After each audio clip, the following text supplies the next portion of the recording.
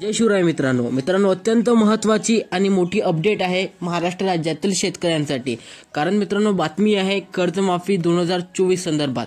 तर राज्यभरातील शेतकऱ्यांना खूप दिवसापासून या कर्जमाफीची वाट बघत आहेत आणि राज्यातील जे महायुती सरकार आहे मित्रांनो, या सरकारने त्यांच्या जाहीरनाम्यामध्ये असं सांगितलं होतं स्पष्टतः की आम्ही निवडून आल्यानंतर त्वरित राज्यात पूर्णतः कर्जमाफी करणार आहोत। मात्र अजूनही राज्यात याबद्दल ऑफिशियली मित्रांनो GR पारित झालेला नाही आहे की राज्यातील शेतकऱ्यांचं किती कर्ज माफ होणार आहे, संपूर्ण कर्ज माफ होणार आहे का।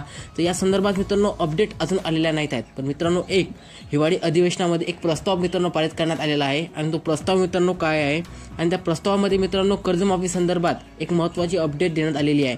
तो प्रस्ताव मित्रांनो पाहणार आहोत। संदर्भात काही महत्त्वाचे अपडेट सुद्धा पाहणार आहोत, जसे की शेतकऱ्यांच्या याद्या कुठे पाहायच्या, कर्जमाफी कधीपर्यंत होणार आहे, अनुदान किती मिळणार आहे, सर्व अपडेट आपण पाहणार आहोत। जर तुम्ही आपल्या चॅनलवर नवीन असाल त्वरित आपल्या चॅनलला सबस्क्राइब करा आणि बेल आयकॉनवरती सेट करा, कारण की तुम्हाला केंद्राच्या व राज्याच्या अशा महत्त्वाच्या व मोठ्या अपडेट सर्वप्रथम आपल्या चॅनलवरती मिळत राहतात।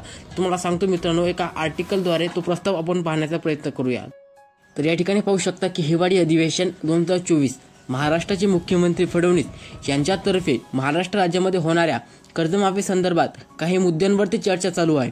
तर हिवाळी अधिवेशनाच्या या बाबींवरती लक्षात ठेवता मित्रांनो महाराष्ट्र सरकारतर्फे म्हणजेच की महायुती सरकार ज्याचे मुख्यमंत्री देवेंद्र फडणवीस साहेब आहेत यांच्यातर्फे काही निकष काढण्यात आलेले आहेत, ज्याद्वारे महाराष्ट्रातील शेतकऱ्यांची कर्जमाफी होऊ शकते मित्रांनो। मात्र जो प्रस्ताव मित्रांनो विधानसभेत किंवा हिवाळी अधिवेशनामध्ये पारित करण्यात आलेला आहे तो प्रस्ताव मित्रांनो अजूनही पारित करण्यात आलेला नाही आहे। म्हणजे की या प्रस्तावाला मित्रांनो गॅरंटी मिळालेली नाही आहे की हा प्रस्ताव खराच असणार आहे किंवा या प्रस्तावाला पुढे मान्यता मिळणार आहे। मात्र हा प्रस्ताव एक नमुना प्रस्ताव म्हणून पारित करण्यात आलेला आहे, ज्यामध्ये शेतकऱ्यांच्या हितामध्ये काही निर्णय आहेत तर काही शेतकऱ्यांच्या हितामध्ये नाही आहेत। तर ते प्रस्तावामध्ये काही निर्णय आहेत ते पाहणार आहोत।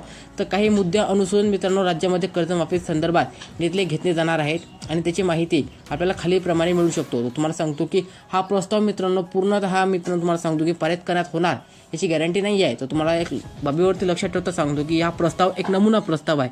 तर राज्यातील यामध्ये पहिला निकष असा आहे की महाराष्ट्र राज्यात अल्पभूधारक शेतकऱ्यांचं संपूर्ण कर्जमाफ होणार आहे, म्हणजे त्यांचा सातबारा कोरा करणार आहेत। आणि दुसरा निकष असा आहे की जे शेतकरी अल्पभूधारक नाहीत आहेत, म्हणजे जे शेतकरी अल्पभूधारक नाहीत आहेत अशा शेतकऱ्यांचं मित्रांनो 3.5 लाखांपर्यंत कर्ज माफ होणार आहे, असा दुसरा निकष देण्यात आलेला आहे। तिसरा निकष असा आहे की राज्यात जे शेतकरी नियमित कर्जफेड करत असतात अशा शेतकऱ्यांना 50,000पासून तर 90,000पर्यंत अनुदान मिळणार आहे। आणि अल्पभूधारक शेतकरी म्हणजे मित्रांनो ज्या शेतकऱ्यांची शेती 5 एकराच्या आत असेल असे शेतकरी अल्पभूधारक या गटामध्ये मोडले जातात आणि अशा शेतकऱ्यांचं संपूर्ण कर्ज माफ करण्यासंदर्भात हा प्रस्ताव मित्रांनो नमुना प्रस्ताव म्हणून पारित करण्यात आलेला आहे। तर तुम्हाला सांगतो की या प्रस्तावानुसार राज्यातली कर्जमाफी होऊ शकते, परंतु होणारच अशी गॅरंटी नाही आहे।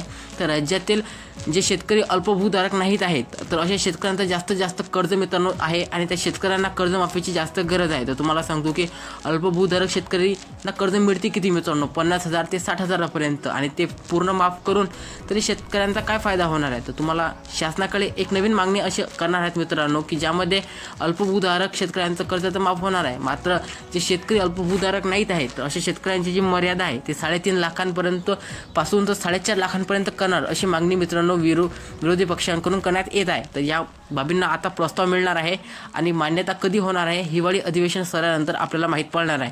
तुम्हाला जर व्हिडिओ आवडला असेल तर नक्की लाईक करा। भेटूया आपण अशाच एका नवीन व्हिडिओमध्ये। जय हिंद, जय महाराष्ट्र।